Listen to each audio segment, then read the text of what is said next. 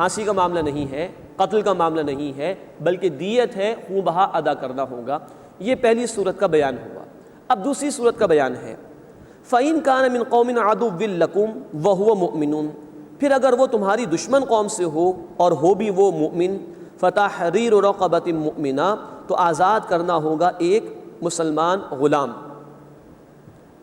یہ مسلمان غلام کا ذکر پہلے بھی آیا تھا، پہلی صورت میں بھی فَتَحْرِيرُ رَقَبَةٍ مُؤْمِنَةٍ، ایک مسلمان غلام آزاد کرنا ہوگا۔ اب پھر کہا جا رہا ہے کہ دوسری صورت میں بھی کہ دشمن قوم میں تھا اور تھا بہرحال مسلمان جو کہ قتل ہو گیا، تو قاتل کو ایک مسلمان غلام آزاد کرنا ہوگا۔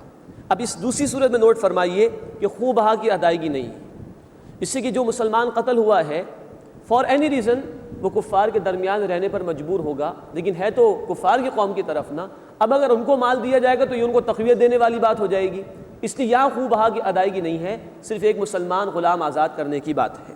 تو یہ دوسری صورت کا بیان ہوا۔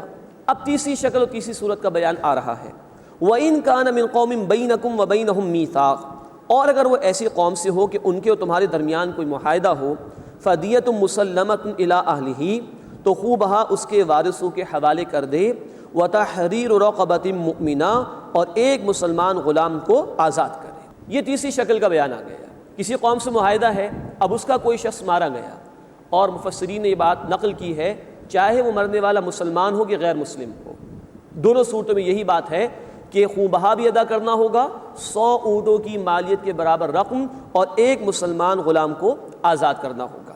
یہ تین صورتیں قتل خطا کے ضمن میں بیان کی گئیں، اور ایک آخری بات اس میں مزید بیان ہوئی فَمَن لَّمْ يَجِدْ، جس کو میسر نہ ہو، مثال کے طور پر آزاد کرنا غلام کا میسر نہ ہو، تو فرمایا فَصِيَامُ شَهْرَيْنِ مُتَتَابِعَيْنِ، تو وہ 2 مہینے لگاتار روزے رکھے، توبۃ من اللہ، یہ توبہ ہے اللہ کی طرف سے، وکان اللہ علیما حکیما، اور اللہ خوب جاننے والا حکمت والا ہے۔ تو یہ صورت بتا دی جس کے پاس مال نہ ہو کہ وہ 2 مہینے مسلسل روزے رکھے گا۔ ایک بات اسلامی قانون کی نوٹ فرمائی، ہمارے دین نے جو سزائیں مقرر فرمائی ہیں اس سے اصلاح مقصود ہے، اس سے اس فرد کی اصلاح بھی مقصود ہے جس سے غلطی یا جرم ہو گیا ہو، اور اس سے معاشرے کی بہتری بھی مقصود ہے۔ یہاں بھی دیکھیے ایک غلام کو آزاد کرو تو غلامی کو ختم کرنا مقصود تھا۔ مزید نوٹ فرمائیے کہ خوں بہا ادا کر دو تو کسی کو مال ملے گا، اس کی ضروریات پوری ہو جائیں گی۔ روزہ رکھ لو تو روزہ رکھنے والے کا تزکیہ ہو جائے گا، قلب کی صفائی ہو جائے گی، روح کی صفائی ہو جائے گی۔ تو اسلام نے جو سزائیں مقرر فرمائیں اس میں انسانوں کا ہی فائدہ ہے، تزکیہ بھی ہے اور بندوں کے حقوق کی ادائیگی کا اہتمام بھی ہے۔ یہ ہوا قتل خطا کے حوالے سے ذکر۔ اب آ رہا ہے قتل عمد کا بیان۔ جان بوجھ کے اگر کوئی کسی مسلمان کو قتل کر دے تو بڑی شدید سزائیں ہیں جو اللہ تعالیٰ نے بیان فرمائی۔ فرمایا وَمَن يَقْتُلْ مُؤْمِنًا مُتَعَمِّدًا، اور جو کسی مسلمان کو جان بوجھ کر قتل کر دے، فَجَزَاؤُهُ جَهَنَّمُ، تو اس کی سزا جہنم ہے، خالداً فیہا، وہ اس میں ہمیشہ ہمیشہ رہے گا، وَغَضِبَ اللَّهُ عَلَيْهِ، اور اس پر اللہ کا غضب ہوا، وَلَعَنَهُ، اور اللہ کی لعنت ہوئی، وَأَعَدَّ لَهُ عَذَابًا عَظِيمًا، اور اللہ نے اس کے لیے بہت بڑا عذاب تیار کر رکھا ہے۔ ایک مسلمان کے قتل پر یہ 4 سزائیں، جہنم، اللہ کا غضب، اللہ کی لعنت اور عذاب عظیم۔ اور آج مسلمان کو قتل کر رہا ہے، ایک نہیں سینکڑوں کو قتل کیا جا رہا ہے، کہیں سیاسی مقاصد کے لیے، کہیں خاندانی دشمنیوں کی بنیاد پر، کہیں کچھ مذہبی تفرقوں کی بنیاد پر مسلمان کو قتل کر رہا ہے۔ یہ سزائیں جو اللہ تعالیٰ نے قرآن حکیم میں بیان فرمائی، اللہ ہمیں اس کی سمجھ عطا فرمائے اور اپنے بھائیوں سے محبت کی توفیق عطا فرمائے، ان کے حقوق ادا کرنے کی توفیق عطا فرمائے۔ لیکن اگر کوئی جان بوجھ کے کسی مسلمان کو قتل کرتا ہے تو یہ سزائیں ہیں جو اللہ تعالیٰ نے بیان فرمائی۔ اللہ ہمیں اپنے احکامات کی سمجھ عطا فرمائے اور ان کے تقاضوں پر عمل کرنے کی توفیق عطا فرمائے۔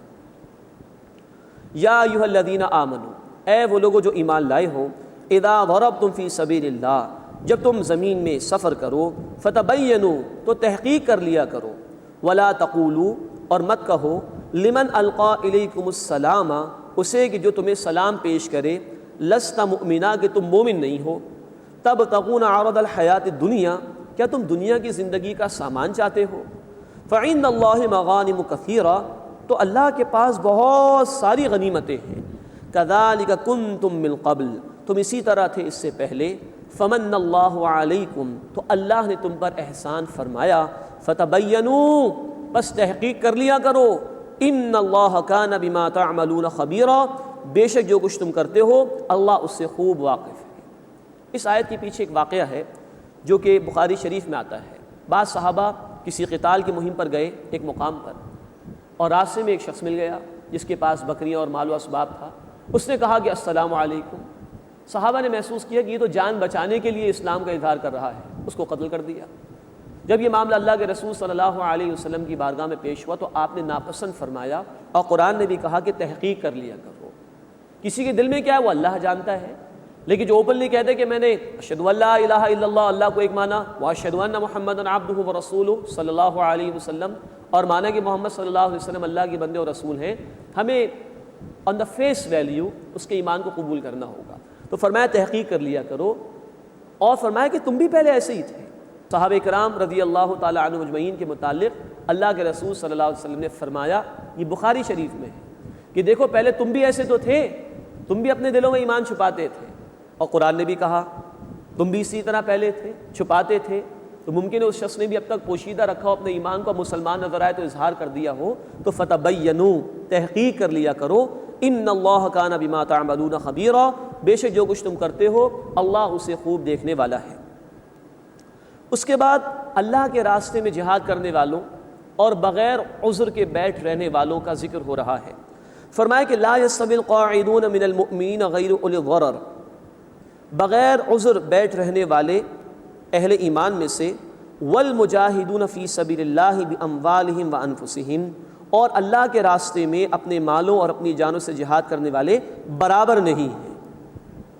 ہاں کوئی عذر ہو تو بات الگ ہے. چنانچہ بخاری شریف کی حدیث ہے، ایک صحابی تھے، نابینا تھے، عبداللہ ابن ام مکتوم رضی اللہ تعالیٰ عنہ. وہ اللہ کے رسول کے پاس آئے کہ اللہ کے رسول صلی اللہ علیہ وسلم، میں اور میرے جیسے بہت سے لوگ نابینا ہیں، ہم تو اللہ کے راستے میں قتال نہیں کر سکتے. تو اللہ نے ان کا ایکسیپشن بیان کر دیا اور الفاظ آئے غیر اولی الضرر، اگر کوئی عذر ہو تو ان پر کوئی حرج نہیں ہے. ادروائز فرمائے کہ جو اللہ کے راستے میں جہاد کر رہے ہیں اپنے مالوں اور اپنی جانوں سے، اور جو گھر پر بیٹھے ہیں بغیر عذر کے، وہ برابر نہیں ہیں. فضل اللہ المجاہدین باموالہم وانفسہم، اللہ نے فضیلت عطا فرمائی جہاد کرنے والوں کو اپنے مالوں اور اپنی جانوں سے، علی القاعدین درجہ، ان پر کہ جو گھر بیٹھ رہنے والے ہیں. تو اللہ نے درجات بھی عطا فرمائے، فضیلتیں بھی عطا فرمائی جہاد کرنے والوں کو بیٹھ رہنے والوں کے مقابلے میں. ہاں فرمایا کہ وَكُلًّا وَعَدَ اللَّهُ الْحُسْنَى، ہر ایک سے اللہ تعالیٰ نے اچھا وعدہ فرمایا ہے. اب یہاں بھی نوٹ فرمائیے، یہ نفیر عام نہیں ہے. نفیر عام کا مطلب ہے کہ پھر ہر ایک کا نکلنا ضروری ہے، وہ فرض عین کی بات ہو جائے گی. وہ معاملہ ہوا ہے غزوہ تبوک کے موقع پر سن 9 ہجری میں، جس کا ذکر آئے گا تفصیل سے سورۃ التوبہ میں. ابھی فرض کفایہ کے درجے میں ہے، نفیر عام نہیں ہے.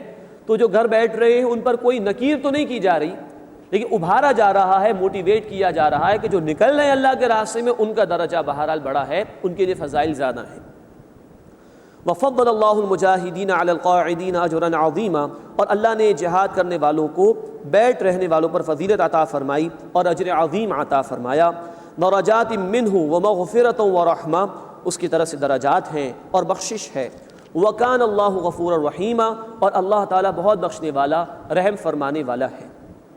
اب پھر منافقین کا ذکر آ رہا ہے کہ جو ہجرت نہیں کر رہے تھے اللہ تعالیٰ کے راستے میں.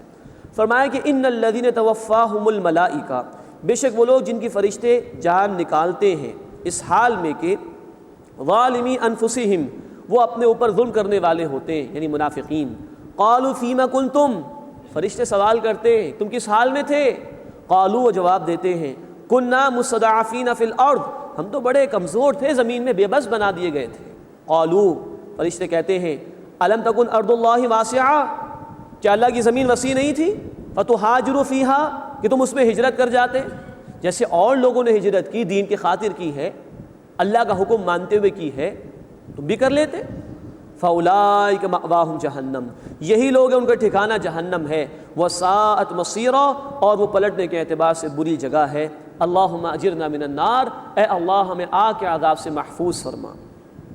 اب بتایا جا رہا ہے کہ کن لوگوں پر نکیر نہیں ہوگی.